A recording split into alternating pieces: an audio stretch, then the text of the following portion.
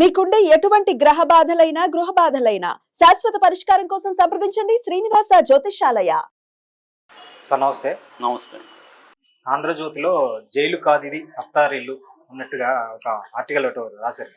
అంటే మిథున్ రెడ్డి గురించి, అంటే రాజమండ్రి సెంట్రల్ జైల్లో తనకి రాజమర్యాదలు వస్తున్నాయన్నట్టుగా రాసింది. అంటే అక్కడ టీడీపీ ప్రభుత్వం ఉంది మనకి తెలిసింది ఏపీలో, కానీ అతనేమో వైసీపీ. అంటే చంద్రబాబు అక్కడ అధికారంలో ఆ జైల్లో అలా అవినీతి అవ్వచ్చు, అలా జరుగుతుందని ఆయన వ్యతిరేకంగా రాసింది అనుకోవాలి, లేకపోతే నిజంగానే అలా జరుగుతుంది? గత కొంతకాలంగా రాధాకృష్ణ ఆంధ్రజ్యోతిలో కావచ్చు, ఏబిఎన్లో కావచ్చు, చంద్రబాబు ప్రభుత్వం చేతగాని ప్రభుత్వం, ఇప్పటికి కూడా వైసీపీ వాళ్ళ మీద తగినంత చర్యలు తీసుకోవట్లేదు, వాళ్లే రాజ్యం వెళ్తున్నారు, అరాచకం రాజ్యం వెళ్తుంది, జగన్ భయపెడుతున్నాడని, ఒకసారి చంద్రబాబు పనికిమాలిన పథకాలు పట్టుకొని చేస్తున్నాడని P4 లాంటి పథకాలను విమర్శించడం, అట్లాగే ఆ తర్వాత ఎమ్మెల్యేలంతా విపరీతంగా దోచుకుంటున్నారు అని మాట్లాడడం, చంద్రబాబు చేతగానాడులాగా ఉంటున్నాడని చెప్పడం, ఇది వరుసగా కొంతకాలం నుంచి వస్తూనే ఉంది. ఈనాడులో కూడా రాస్తారు, కానీ ఈనాడులో చంద్రబాబుని అటాక్ చేస్తూ రాయరు. కింది స్థాయిలో జరిగే అవినీతి అక్రమాలని ఈనాడు కూడా బయట పెడుతుంది. కానీ ఆంధ్రజ్యోతి డైరెక్ట్గా చంద్రబాబు పై స్థాయిలోనే ఆయన చేతగాని వాడు, చేతగాని ప్రభుత్వం అన్నట్టుగానే టార్గెట్ చేస్తున్నట్టు కనబడుతుంది. ఇప్పుడు లేటెస్ట్గా జైలు కాదు అత్తారిల్లు అనే టైటిల్ పెట్టి రాజమండ్రి సెంట్రల్ జైల్లో మిథున్ రెడ్డికి అన్ని రకాల సౌకర్యాలు కలిగిస్తున్నారు అనేది ఆయన రాశాడు. సో దాని కంపారిజన్గా గతంలో చంద్రబాబు అదే జైల్లో ఉన్నప్పుడు ఆయనకి కోర్టు చెప్పినా కూడా కొన్నిటిని ఇవ్వలేదు, అరెస్ట్ చేశారు. ఇప్పుడు ఇతనికి కోర్టు చెప్పనివి కూడా, కోర్టు కొన్ని చెప్పింది ఇవ్వమని, కోర్టు చెప్పనివి కూడా వీళ్ళు ప్రొవైడ్ చేస్తున్నారు అనేది రాశాడు అనమాట. ఆయన ఏం రాశాడు అనేది ముందుకు చూద్దాం. అందులో ఎంతవరకు కరెక్ట్గా ఉండొచ్చు, ఈయన ఎగ్జాగరేషన్లు ఏమైనా ఉన్నాయా? మామూలుగా ఇప్పుడు మనం ఒక విషయాన్ని చెప్పదలుచుకుంటే మీ ప్లస్లను కూడా మైనస్ లాగా నేను చెప్పచ్చు. మీరు ఉత్సాహంగా ఉంటారనేది ప్లస్ అనుకోండి, అతను అనవసరంగా ఊరికేనే ఎగురుతుంటాడు అతను అని చెప్పచ్చు నెగిటివ్ గా. ఏదో మనకి నచ్చకపోతే ఒక రకంగా ప్రొజెక్ట్ చేస్తాము, నచ్చితే నెగిటివ్ కూడా. అతను పెద్దగా మీరు ఎవరిని పట్టించుకోరు అనుకో, దాన్ని సుగుణంగా అతను తన పనేందో తనేందో చూసుకెళ్తాడు సార్, గొప్ప మనిషి అతను అని చెప్పచ్చు. నచ్చలేదనుకో, అసలు ఒక్కడితో కూడా మాట్లాడి ఇదేం బిహేవియర్ అండి అనేసి వస్తాడు. అతను ఏందో ఎక్కడున్నాడు, అడవిలో ఉన్నాడు అండి, మనుషుల మధ్య ఉన్నప్పుడు పలకరించాలి కదా అని మనం నెగిటివ్గా మాట్లాడుతున్నాం. అలాగే రాధాకృష్ణ జైల్లో ఇతనికి నిజానికి ఏంటంటే మోస్ట్ ఆఫ్ ఈయన చెప్పినవన్నీ లీగల్గా ఇచ్చేవే, అంటే కోర్టు చెప్పినవే ఇస్తున్నారు అక్కడ. దాన్ని భయంకరంగా ప్రొజెక్ట్ చేసి రాస్తున్నట్టుగానే మనకు కనబడింది నాకైతే. ఎందుకంటే నాకు జైలు గురించి బాగా పర్సనల్ అనుభవం ఉంది. తర్వాత నేను ఎప్పటి నుంచో జైలు మీద అనేక పుస్తకాలు చదివాను, కథలు చూస్తుంటాను, మొత్తం ఫాలో అవుతుంటా. జైలు మీద వచ్చిన వెబ్ సిరీస్ ఇవన్నీ కూడా చూస్తుంటా. సో రెండోది, నాకు తెలిసిన ఖైదీలు కూడా ఇప్పటికి కూడా జైళ్ళలో కొంతమంది ఉన్నారు. సో అందువల్ల తెలుస్తూ ఉంటాయి. సో ఈయన ఏం చెప్పాడు అనేది ముందు చూద్దాం. ఈయనకి 8 ఫ్యాన్స్ ఉన్నాయని చెప్పాడు అక్కడ. అది ఉన్నాయో లేదో మనకైతే తెలియదు. కోర్టు మాత్రం ఆయన ఫ్యాన్స్ ప్రొవైడ్ చేయమని చెప్పింది. 8 4 అనేది తెలియదు. 8 ఎందుకు ఉంటాయండి ఒక గదిలో? 8 ఉంటే ఆ గదిలో ఎవడైనా ఉండగలదా అనేది నాకైతే డౌట్. అంటే ఇప్పుడు ఈ పెద్ద హాల్ ఉంటే 8 వేస్తే ఓకే. మామూలుగా జైల్లో గది ఎంత ఉంటుందండి? ఈ గదిలో 8 ఫ్యాన్లు పెడితే మనిషి అక్కడ, అందులో చలికాలం ఇవాళ వర్షాలు పడుతున్నాయి, ఉండగలడా అనేది డౌట్. మొత్తానికి ఆయన అది రాశాడు. తర్వాత అది కాకుండా కూలర్ కూడా ఉందని రాశాడు. కూలర్ ఉన్నప్పుడు ఫ్యాన్లు ఎందుకో నాకు తెలియదు. సరే, దాని తర్వాత మినరల్ వాటర్, అది కోర్టు వేయమనింది, మినరల్ వాటర్ వేయమనింది. తర్వాత మంచం, టేబుల్, చైరు కోర్టు ఇవ్వమనింది. దోమతెరలు కోర్టు వేయమనింది. అసిస్టెంట్లు కోర్టు ఇవ్వమనింది, కానీ వీళ్ళు మేము అన్నారు. కోర్టు అయితే అసిస్టెంట్ కూడా ఇవ్వమనింది. సో వీళ్ళు మేము కోర్టుకి వీళ్ళు వెళ్ళారు, జైలు మళ్ళీ రివ్యూ పిటిషన్ వేశారు. కొన్ని మీరు చెప్పినవి కొన్ని ఇవ్వలేము మేమని రివ్యూ పిటిషన్ వేశారు. కానీ మళ్ళీ అది ఇస్తున్నారని చెప్తున్నారు. ఇస్తే తప్పేంటి? కోర్టు ఇవ్వమనిందే కదా ఇస్తున్నారు. అసిస్టెంట్ ఇవ్వమని కోర్టు చెప్పింది కదా. కోర్టు ఏమేమి చెప్పిందో రాయలేదు, ఇతను లిస్ట్ రాయలేదు, ఏమి ఇస్తున్నారు రాశారు. అంటే ఇవన్నీ ఇవ్వకూడదేమో అనుకుంటారు జనం. కాబట్టి ఇక్కడ ప్రాబ్లం అదే, మనకి నచ్చలేదు కాబట్టి రాయడమే. కోర్టు ఇవ్వమనిందే ఇస్తున్నారండి ఇక్కడ. సో ఫుడ్ అంట ఆయనకి కొద్దిగా ఏవో చపాతి అట్లాంటివి వచ్చేవంట చంద్రబాబుకి. ఇతనికి 3 బ్యాగుల్లో ఆహారం వస్తుందంట. అది వాళ్ళ ఇష్టం. అతను నువ్వు చంద్రబాబు అంటే ఆయన 75 ఏళ్ళు డిసిప్లిన్ తో ఆయన తింటున్నాడు, ఇతను ఎక్కువ తింటాడు, అతని ఇష్టం అండి. నీ కోర్టు ఏమని చెప్పింది, ఇంటి నుంచి ఆహారాన్ని అలో చేసింది. ఫలానా ఇన్ని గ్రాములే తీసుకురావాలి, ఈ 2 చపాతీలు 1 కప్పు రైసే తీసుకోవాలన్న కోర్టు పెట్టిందా? అతని ఇష్టం. అతను రోజు చికెన్ తింటాడు, మటన్ తింటాడు, ఇంకేం తింటాడో అతనికి ఒక స్టైల్ ఉంటది. యంగ్ అయ్యి అతను ఏవో తింటాడు.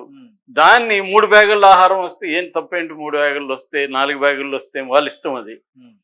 తర్వాత టీవీ సదుపాయం ఉందని, టీవీ కూడా కోర్టు ఇస్తేనే, మామూలుగానే జైళ్ళల్లో టీవీ పెడతారు, కాకపోతే పైన ఎక్కడ ఉంటది, అందరికి కూడా వాళ్ళు కొన్ని ఛానల్స్ మాత్రం ప్రొవైడ్ చేస్తారు, డిడి అట్లాంటివి ఉంటాయి. నేనున్నప్పుడు కూడా టీవీ ఉండేది కామన్ రూమ్ లో. సో అలాంటివి పెడతారు, తప్పేం లేదు. సో ఇవన్నీ కూడా తప్పు లేనివి అండి. తర్వాత 46 రోజుల్లో 36 రోజులు ఇలా 24 ములాఖతులు వచ్చాయని చెప్పాడు. మామూలుగా కోర్టే కాదు, మామూలుగా మనకి ఆంధ్రప్రదేశ్ జైలు మాన్యువల్ కూడా ఏంటంటే, ఒక ముద్దాయికి, ఇక్కడ ముద్దాయి వేరు, కన్విక్టెడ్ ప్రిజనర్ వేరు. ముద్దాయి అంటే నేరం ఆరోపించబడినవాడు, నిందితుడు మాత్రమే. వాళ్ళకి కొన్ని వెసులుబాట్లు ఉంటాయి జనరల్ గానే. పైన ఈయన సిట్టింగ్ ఎంపీ కాబట్టి ఈయన కొన్ని సౌకర్యాలు ఇచ్చారు. సిట్టింగ్ ఎంపీలకి, ఎమ్మెల్యేలకి కొన్ని అదనపు సౌకర్యాలు ఇస్తారు జైల్లో. కోర్టు పర్మిషన్ తోనే ఈయన అవన్నీ తెచ్చుకున్నాడు. సో ఈయనేం రాస్తున్నాడు అంటే, 36 రోజుల్లో 10 రోజులు లీవులు పోతే 24 ములాఖతులు వచ్చాయని చెప్తున్నాడు. తప్పే ఉంది, నీకు రోజుకి వారానికి 2 ములాఖతులు, వారానికి 2 అంటే నీకు నెలకెంత, 4 వారాలు, 4 రోజుల్లో 8 ములాఖతులు. ప్లస్ ఈయన కలిపేసింది ఏంటంటే, లాయర్ని కూడా కలిపేశారు. లాయరు డైలీ వెళ్ళొచ్చు అని చెప్పింది కోర్టు. చంద్రబాబు కూడా డైలీ వెళ్ళేవాళ్ళు లాయరు కేసు కాబట్టి డైలీ వెళ్ళొచ్చు అని కోర్టు ఇచ్చింది. అది కూడా కలిపేసి ఈయన రాశాడు. అంటే ఈయన వారంలో ఎన్ని ములాఖతులు ఇచ్చారు అనేది ఈయన రాయలేదు క్లియర్ గా. సో అది తప్పని రాశారు. దాంట్లో ఈయన మళ్ళీ పెద్దిరెడ్డి 4 సార్లు కలిశాడు, భార్య 4 సార్లు కలిసింది, కొడుకు సోదరి పిఏ 2 సార్లు కలిశాడు, తల్లి బామ్మర్ది మామ కజిను 1 సారి కలిశాడు, అడ్వకేట్లు 5 సార్లు ఎవరు కలవాలి, ఎవరు అన్నది వాళ్ళ ఇష్టం. అది మనకేం సంబంధం, భార్య ఎన్నిసార్లు కలిస్తే నీకేంటి? అంటే నీకు వాళ్ళు ఇచ్చిన వారంలో 2 సార్లు కాకుండా 4 సార్లు 5 సార్లు ములాఖతులు ఇస్తుంటే ఖచ్చితంగా అది ప్రశ్నించవచ్చు.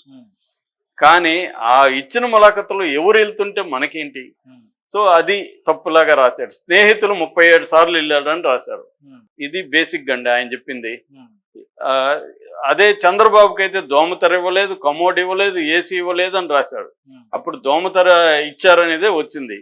తర్వాత కమోడ్, వెస్ట్రన్ కమోడ్ ఇచ్చారా లేదనేది నాకు కూడా ఐడియా లేదు. ఏసీ లాస్ట్ లో ఇచ్చారని చెప్పాడు. వాళ్ళు కూడా కోర్టుకు వెళ్ళే కదా పర్మిషన్ తీసుకొచ్చారు. మరి ఈయనప్పుడు మళ్ళీ కోర్టుకు వెళ్ళి ఉండాలి కదా వాళ్ళు. నువ్వు కోర్టు ధిక్కరణ కిందకు వస్తుంది కదా. కోర్టు చెప్పింది ప్రొవైడ్ చేయకపోతే కోర్టు ధిక్కరణ కిందకు వస్తుంది. మరి వెళ్ళారా? అదేమి రాయలేదు ఈయన. అంటే ఓవరాల్ ఈయన ఏం చెప్పాడు, ఇంకొక డైలాగ్ కూడా రాశాడు ఈయన. అక్కడ సూపరింటెండెంట్ రాహుల్ అంట పెద్దిరెడ్డి చెప్పాడంట, మీరేమన్నా ఉంటే నాకు చెప్పండి సార్, నేను ప్రొవైడ్ చేస్తాను, నా పై అధికారులకు చెప్పొద్దన్నా అంట. మరి ఈయనకి ఎలా తెలిసింది పెద్దిరెడ్డికి చెప్పిన విషయం అనేది తెలియదు. మామూలుగానే రాధాకృష్ణ మీద ఎలాంటి జోకులు ఉంటాయంటే, జగన్ అమిత్ షాని కలిస్తే ఏం జరిగిందో డీటెయిల్గా ఈయన రాస్తాడు. వాళ్ళిద్దరు మాట్లాడుకుంటే ఈయన ఏమైనా బాత్రూంలో ఉన్నాడా అనేది అడిగేవాడు. దానికి ఈయనేం సమాధానం చెప్పాడంటే, వాళ్ళిద్దరిలో ఎవరో ఒకరు ఇంకెవరికో చెప్తారో అలాగా నాకు చేరింది అంటాడు. అట్లా చేరొచ్చు, పొలిటికల్ జర్నలిజంలో ఇవన్నీ ఉంటాయి. కానీ ఇక్కడ మనకు ప్రతిసారి అలా డీటెయిల్ గా చెప్పినప్పుడు మనకి డౌట్ వస్తుంది. మామూలుగా స్పెక్యులేషన్స్ ఉంటాయి.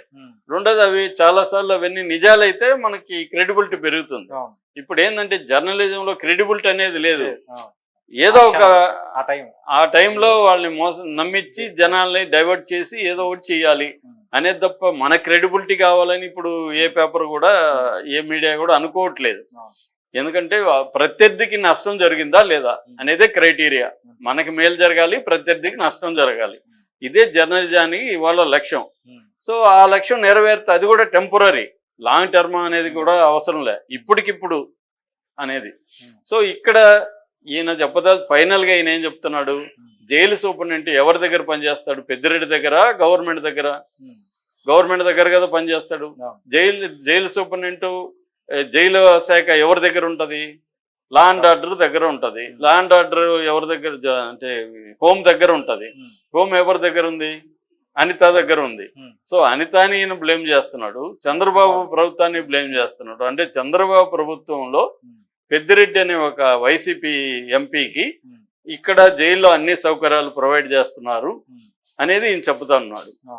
ఇది నిజమే అయితే చంద్రబాబు ప్రభుత్వం ఎందుకు చర్యలు తీసుకోవట్లేదు అంటే కుమ్మక్కైందా అనే డౌట్ అయితే ఎవరికైనా వస్తుంది కదా.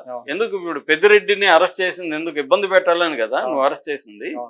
అరెస్ట్ చేసి ఇబ్బంది పెట్టాలని 6 రోజులుగా ఆయన పెట్టుంటే ఆయనకి ఈ సౌకర్యాలని కోర్టు చెప్పనివి కూడా నువ్వు ఇస్తే అప్పుడు నువ్వు కుమ్మక్కైనట్టే కదా. మరి ఇస్తుంటే ఒకవేళ వాడు ఇస్తుంటే అక్కడ అతను ఇస్తుంటే రాహుల్ అనే సూపరింటెండెంట్ ఇమీడియట్ గా చేంజ్ చేస్తారు కదా. ఆ మధ్య కూడా చేంజ్ చేశారు కదా. నెల్లూరులో శ్రీకాంత్ రెడ్డికి పెరోల్ ఇచ్చారని అక్కడ నుంచి ట్రాన్స్ఫర్ చేయలేదా? మరి రాహుల్ని ఎంతసేపు 2 నిమిషాల్లో వీళ్ళు అనుకుంటే ట్రాన్స్ఫర్ చేస్తారు కదా. ఎందుకు చేయట్లేదు? కాంప్రమైజ్ అన్న అవుతుండాలి, అతను లీగల్ గానే పోతుండాలి. ఈ రెండే కదా జరుగుతుండాలి. అతను లీగల్ గా కోర్టు ఏం చెప్పిందో అదే ఇస్తుండాలి. లేదు పెద్దిరెడ్డి వర్గంతో చంద్రబాబు కాంప్రమైజ్ అన్న ఉండాలి. ఈ రెండు చెప్పలేదు మనకు, కానీ విషయం అయితే అదే అనమాట. ఆ డౌట్ వచ్చే విధంగానే ఈయన రాశాడు.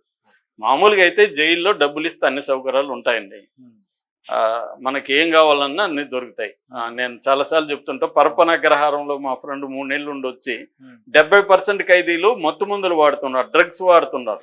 పావురాల ద్వారా కూడా తెప్పిస్తున్నారంట. పావురాయికి బయటోడు ఒక డ్రగ్ పొట్లం కడితే అది వచ్చి వాళ్తుంది. ఆ మెథడ్లో కూడా వస్తున్నాయని చెప్పాడు మా ఫ్రెండ్. డ్రగ్స్ 70% ఖైదీలు తూలుతూ ఉంటారని చెప్పాడు. అంటే అక్కడే ఒక పెద్ద వ్యాపారం. ఎందుకంటే 5,000 మంది ఖైదీలు ఉంటారు అక్కడ. 5,000 మందిలో 70%. సో 3,500,000 మందికి డ్రగ్స్ సప్లై అంటే అది పెద్ద బిజినెస్ కదా. అది కాకుండా ఎక్కడికక్కడ ఇడ్లీలు, దోశలు, టిఫిన్లు, వడలు ఇవన్నీ కూడా అమ్ముతున్నారంట అక్కడ. 200 పెడితే ఒక దోశ, 100 రూపాయలు పెడితే ఇడ్లీ, ఇవన్నీ దొరుకుతున్నాయి అక్కడ. సో మామూలుగా జైలు క్యాంటీన్ ఉంటది, కాకుండా ఇది మంచి ఫుడ్ అన్నమాట, అమ్ముతారు. సో జైల్లో కూడా వ్యాపారం జరుగుతుంది. జైల్లో కూడా డబ్బులు కానీ మనం చల్లగలిగితే మనకి మ్యాక్సిమం సౌకర్యాలు అందుతాయి. ఇక్కడ వైసీపీ వాళ్ళు కాబట్టి వీళ్ళకి అందకుండా ఉండాలనే ఉద్దేశంతో మీడియా కూడా ట్రై చేస్తుంది. లేకపోతే మిగతా ఖైదీల విషయంలో మీడియా ఏం పట్టించుకోవాలి. మామూలు ఖైదీల గురించి ఎప్పుడన్నా ఆంధ్రజ్యోతి కన్సర్న్తో రాశారా? మామూలు ఖైదీల పరిస్థితులు జైల్లో ఎలా ఉన్నాయి ఎప్పుడన్నా రాశారా? వీళ్ళకి ఏంటంటే ప్రత్యర్థి కాబట్టి అతనికి ఏం అందకూడదు కదా, అందుతున్నాయంటే చంద్రబాబు ఏం చేస్తున్నాడు అనేది ఇక్కడ ప్రశ్న. Thank you. Thank you.